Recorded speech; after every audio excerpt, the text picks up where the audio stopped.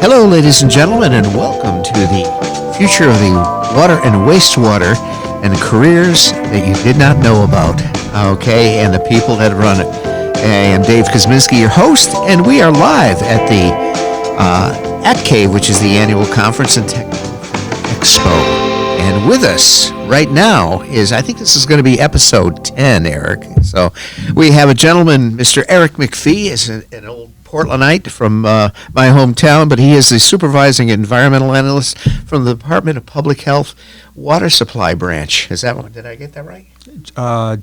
Yes. Oh, okay. Close enough. All right. Step up to the mic there just a little bit. Okay. Thanks for coming over, Eric. You had an awesome presentation. Okay. Yeah, it's nice to be doing presentations in front of real people. Yes, good yes. turnout, too. Face to face, yes, and so forth. And I think everybody's a little bit COVID tired, so they were anxious to get in front of people. So anyway, so tell us about your day job, Eric. Let me... So my day job is to facilitate smart planning for water utilities, public water systems in Connecticut. We work to protect drinking water sources. We do a lot with working with partnerships with other state agencies, with municipalities, with councils of government, the regional governments, environmental groups, and try to put it all together to ensure that Connecticut has good water infrastructure, good water supplies, and a safe and adequate supply for now and in the future. We do a fair amount of regulatory work, but we like to try to lean on our non-regulatory support for public water systems and for communities instead of the regulatory parts. But we do some permitting where if you want to use a new well for public water supply use, you have to get a permit from us and approval from us. If you want to have recreational activities around your reservoir, like Portland does, you have to get a permit for recreational activities. So those are some of the other things we do. We regulate whenever you want to put pesticides in a pond that ultimately ends up as drinking water. It's a pretty rigorous process to get that approved to ensure that we're really keeping our drinking water sources as pure and protected as possible. Well, I think Connecticut is pretty high on the list as from a primacy agency of having some of the most pristine water in the nation. For sure. And that's we have good laws in place that help support that, and our public water systems are very conscientious and work very hard. So we work well with them to try to maintain what we have. We have a good thing, so we want to keep it that way. Absolutely, great. So tell me, what was your first job in the water industry? This is obviously our podcast is premised on trying to attract new people and I accepted this job while I was still in college. Nice. So this is my first degree. Lori did too. Oh, really? Yes, I had her on. Yes. Yeah. I was a senior wrapping up my studies, and at that time you could interview if you didn't have your degree yet, and they handed around a piece of paper 25 years ago or whatever. And I said, well, that looks interesting, and I interviewed, and I've been here ever since. It's good work, and I worked at a supermarket before. Hey, I think at one time everybody did, right. Bagging groceries or whatever. So now, are you a UConn graduate? I graduated from the UConn School of Engineering in 1997. Oh, okay. So so what was your first job with the state? I was called a sanitary engineer, and what I did was I went out to all of these public water systems. Some were very small and some were very large, and did physical inspections. We're required by the federal EPA to do inspections of the public water systems to make sure that they're in compliance with the rules and regulations. And I would go drive around the state, do inspections, find violations, and write up reports and make sure that they followed up with the things they had to. We'd also do engineering approvals. If they were to make changes to their systems, we'd have to approve it before they did it to ensure that they were doing it the right way and that there were redundancies in place and protections in place. Yeah. It was a pretty fun job. Well, as our industry as well as your industry is, we're both kind of in the same industry, is experiencing or will be experiencing a high degree of retirements and everybody getting out and so forth. So the whole premise of me starting this podcast is hoping to make kids, young kids coming out of high school and entering college aware of the careers that are available within this industry. And it's a big tent, and you're running in shortages of in your field as well. Everyone talks about the tidal wave of retirements and the loss of institutional knowledge and how that's going to be a problem in the coming years. It's already a problem, and we are impacted every single day where someone retires that has 30 years of knowledge. This has happened both on our side, working within a state agency, but also on the water utility side. And I interact with the water utilities every single day we have a source water collaborative where we're working with experts in the field about protecting drinking water supplies. We have our water utility coordinating committees where we have representatives from the water utilities that are helping to make smart decisions at a state, regional, and utility level moving forward. And there have been a significant number of these retirements with these people that have all these great ideas to share and all this great history and knowledge, and once they're gone, it's lost, and it's simply not being replaced. I have quarterly meetings with the water industry, and the numbers keep dropping because every time someone retires, there's no one to fill their shoes. So it's really important that we start to have new young people that are getting into the industry and getting involved. There's so much opportunity to get into the industry and then start to create these relationships through these committees and through these efforts that we're taking, because we're losing the people that are retiring, and there was no one new that takes their place, that sort of learns the ropes and then becomes involved in the bigger picture issues for the state for drinking water. Yeah. I mean, as well as I was 10 years ago started my water and people class, which is basically a high school class which was given high school seniors the opportunity to become certified as operators, and that gained some national attention. But after a while, the air comes out of the balloon. It's like you have to keep pumping it up from that standpoint. And the nice thing about the water industry is, as well as the wastewater industry, it's a big tent. The careers that are in there, you don't necessarily have to come out and have a college degree in it. You can get in at various levels, and if you want to further your education, you can. And and obviously your degree is in engineering and so forth. But when I started out in the water industry almost 50 years ago, I was just a regular meter reader. Went on the road crew, fixed leaks, moved up, got into cross connections, the whole 9 yards. And from the engineering side, I'm sure you see a lot of the same things. Yep, and college is very, very expensive. I have two children who are looking at potentially going to college in the coming years. It is shockingly expensive, and I think you had a very important point. Is that this is a trade, and you can get into the water industry right out of high school. You can be trained on the job, and you can be making a good salary, and the opportunities only start from there. Yes. Once you can start work. It doesn't mean that you're locked into doing that. You can grow and build, go back to school. You get into it, and your role can get bigger and better, and you can expand your role after starting a job. I think the old school way is high school, college, and then you get your job. It's maybe time to start rethinking that. Yeah, well, I think the other thing too is that college, as you're finding out, is fortunately that ship has sailed for me. I'm done with that, but is just so expensive. Kids are coming out of college today, and they're anywhere from 60 to 70,000, even over 100K in debt with college loans, and it takes a long time to pay that back. As far as when you do start working, right. And it's unfortunate, but you're right. I think getting in, and I think most employers I know. Our second podcast, I had Maureen Westbrook, with the president of the Connecticut Water Company, was on, and Connecticut Water, obviously, is one of our larger investor owners, but they offer advancement within their utility. They'll tuition reimbursement, the whole 9 yards, and I think most utilities will do that. As far as that goes, does the state do that on the state stuff? Unfortunately, no. I think that you have a set requirement for to be able to apply for a position, you have to meet the criteria. Not all of the state jobs require college education. Right. But you can go on to the DAS, it's the Connecticut Department of Administrative Services website, and all of the job postings are listed there. So you'll know right off the bat if, whether it needs a college degree or whether it needs experience. And then you can apply online and, you'll be contacted for those positions. So there's a lot of state jobs that are out there. Yes. Within our drinking water section, most of the positions, unfortunately, require a college education. Right.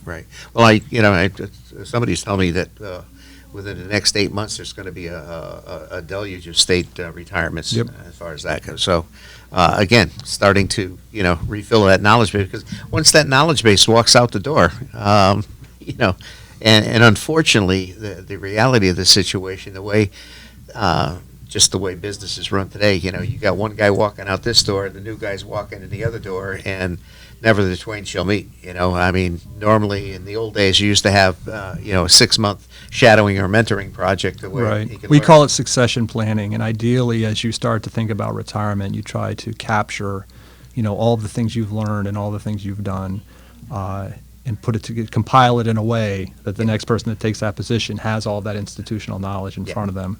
Yeah. In an ideal world, that would be done for everyone. But as we all know, it's not always ideal. Exactly. So, getting back to the water industry, what's your most favorite memory in the water industry?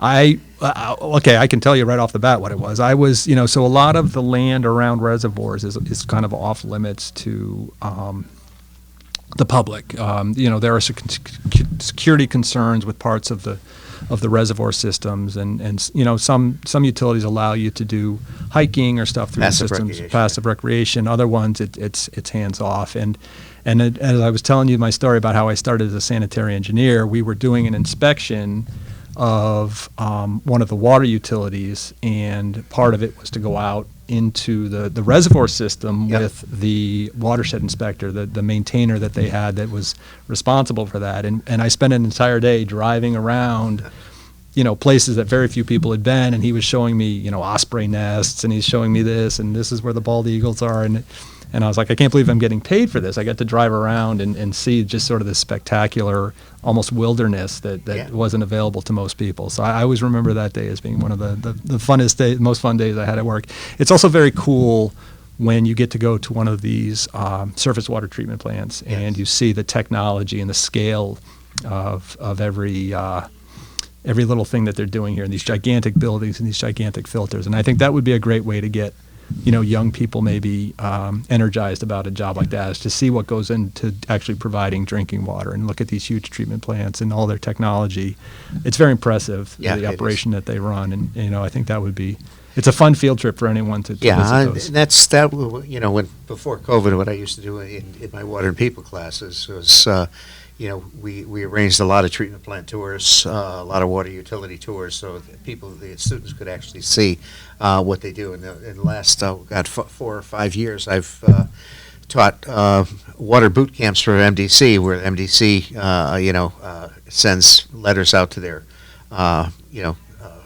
towns, and we usually get about a dozen students or so, and we do a 2-week instruction and so forth, and then we take tours of their facilities, and then after the 2 weeks, they would, depending on their interest, they would get embedded in the departments, and it's amazing the interest. Some were interested in meter reading. Some were interested in construction. Some were interested in environmental. Some were interested in wastewater. So it's very interesting. So when you see students look at a lot of these operations, and a lot of them are very complex. With the treatment systems and so forth, and the mechanical systems that they have involved that have to be maintained in order to provide safe drinking water. It's really kind of reassuring. Kids get interested. You see the kind of the deer in a headlight look, and like, wow, they big balloons to come out there. But yeah, absolutely. I think that's the thing. From a standpoint of, I know you helped us quite a bit in Portland. I used to do the watershed inspections around our reservoir. Okay, obviously, which is now just an emergency supply, but. I issued your permit for the hiking. Yes, you did. Yes, you did. And I think John Lashane was very, very gracious, accepting of that. He's the Meshamasik Hiking Club. I know him. Yeah. You know Yep, John? I do. Okay. Yep. And actually, John's son, Philip, is going to be doing some of the post-processing on this podcast. So, Nice. And so forth. But, our watershed, a lot of other watersheds, we're fortunate. Probably 90% of it is surrounded by state forest, so that buffers a lot of, the water quality from, construction, possible contaminants and so forth. And but like you say, there's a lot of history in Meshamasik, with the snakes that are up there, and everything else, and so The Nike missile silo. the Nike missile sites, Yeah. the brownfield sites. Yeah, how many times did you crawl through the Nike site? I have never found it. We went up there one time, and I understand there's two different locations. Yes. There's one where the people were housed, where the people that were Correct. stationed, and Yeah. then there's the actual site itself. And Yeah. I guess there's been some effort to make sure that people don't go crawling around in there as much. Yeah, they filled the silos, Right. pretty much. But you That's can probably a good thing. Yeah. And so for the part of the site, because that was where they had the actual silos, and then the other part that's where they supposedly pushed the button. Right. And go boom. We love hiking up there, but we go more along the ridge. Oh, okay. Further south of there. Yeah, Usually. yeah. And then obviously we do also hike around the reservoir, but we've never put it together, and it's sort of halfway in between. Yep. Right? Well, Mulford Road goes this way, and Reservoir goes that way. So yes, but there's a lot of history, and it's absolutely gorgeous up there. From the hiking standpoint, the scenery, the birds. It's phenomenal. It really is. So great. Now, as far as for the most part on your you're starting to utilize a lot more GIS GIS is a great way to be able to analyze things that you can't see yourself. It's also a great way to visualize things that you wouldn't otherwise be able to visualize. So it's a phenomenal tool. It's all rooted in good data. I mean, data is you can't make good decisions out of bad data. So the challenge is to have good data, compile the data, and then you can use a GIS to do some really exciting, wonderful things. And like the presentation that I did right before this podcast in front of all those people was to look at every piece of land in Connecticut and understand how important it is to protecting drinking water quality. And that's something that I think no one has thought about, and it's not something that when you were a local land use official, you would have never had access to. And now you'll have a tool that makes you understand the stakes and understand how important the land is to protecting drinking water. So that's one example of how GIS is important. Another one is this effort with lead service lines. I mean, there's going to be 500,000 ever-changing new data points where we're, as a state and as a nation, looking at getting rid of all lead service lines. Yeah. And there's a lot of data behind that, and it has to be managed. And again, GIS is a great tool, as we saw in some of those presentations, to be able to prioritize areas, to understand where we were more likely to find lead service lines, and then also to chart your progress. And there's going to be a lot of public interest in getting rid of lead. And, if you can map that and show people dashboards and story maps and all these cute things, they're going to understand that it's a work in progress and people are working very hard to get rid of lead. Like I said, they always say that pictures are worth 1,000 words. And on the other hand, by the same token, from the integrity of the data, if it's garbage in, it's garbage out. Right.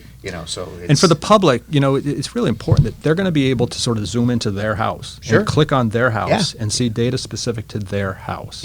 And that's, when you're looking at a map in a book, that's one thing. But now if you can see that people are actually looking at you and looking at protecting you from lead and be able to get specific information about their neighborhood and their house, I mean, that's going to be a game changer from a public perception perspective. I remember years ago, we used to be able to go to get a state and get the geodetical survey map, the green map, and had all the little dots on it. Bring out your magnifying glass. Yeah, exactly.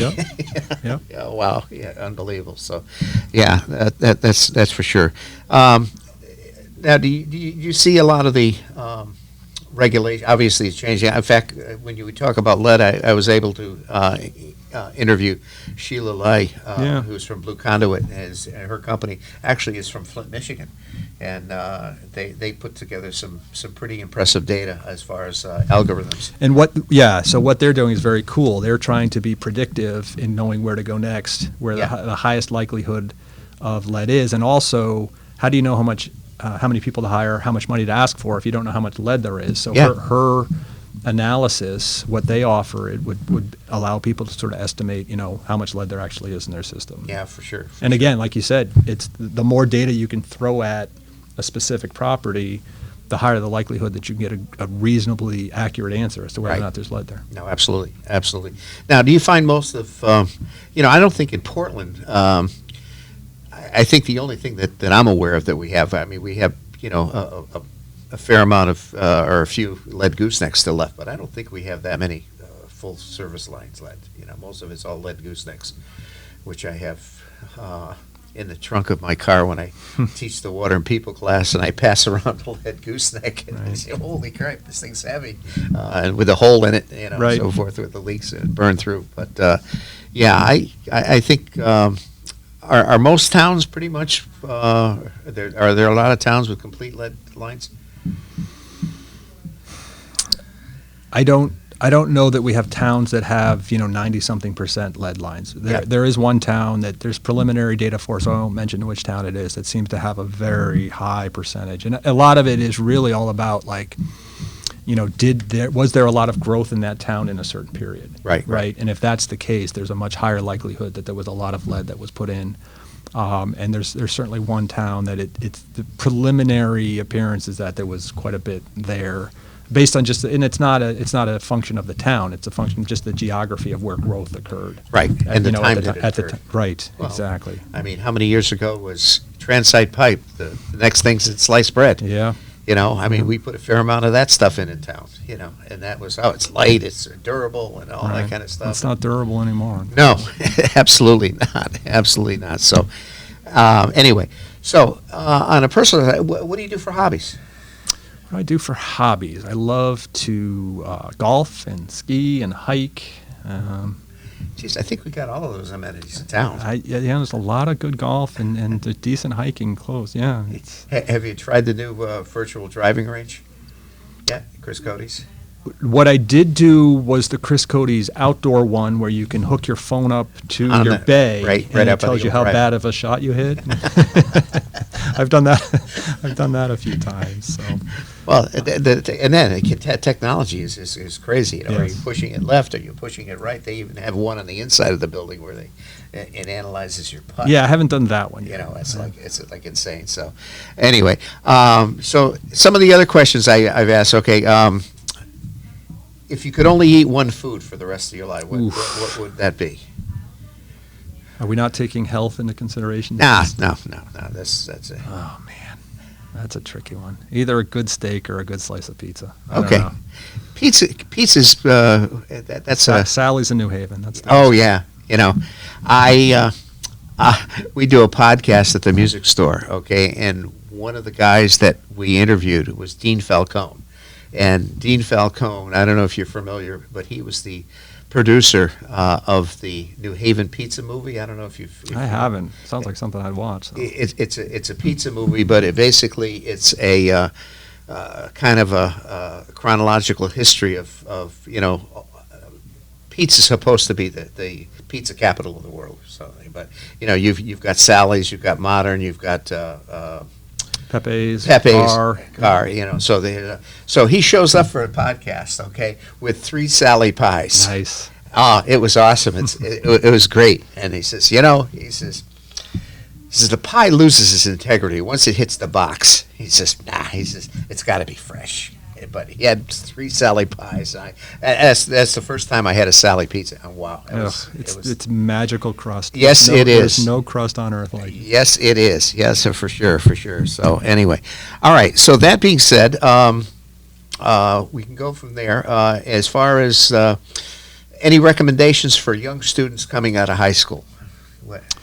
think about where you want to be. There's a lot of opportunities right now. There's with COVID, a lot of people retired sooner than they were going to, and there's a lot of retirements anyway. Like Mm-hmm. it is a unprecedented opportunity for young people to sort of do cool things for work, and so take advantage, ask questions, and see what's out there, and it's your time. It's a good time to be getting work for sure. Yeah, for sure. So anyway, all right. Last question: favorite sports team? Which?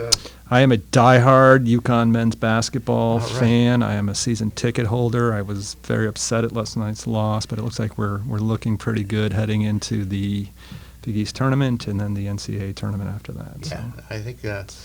Hurley, I think was a good move. love him. I think he's turned the program around.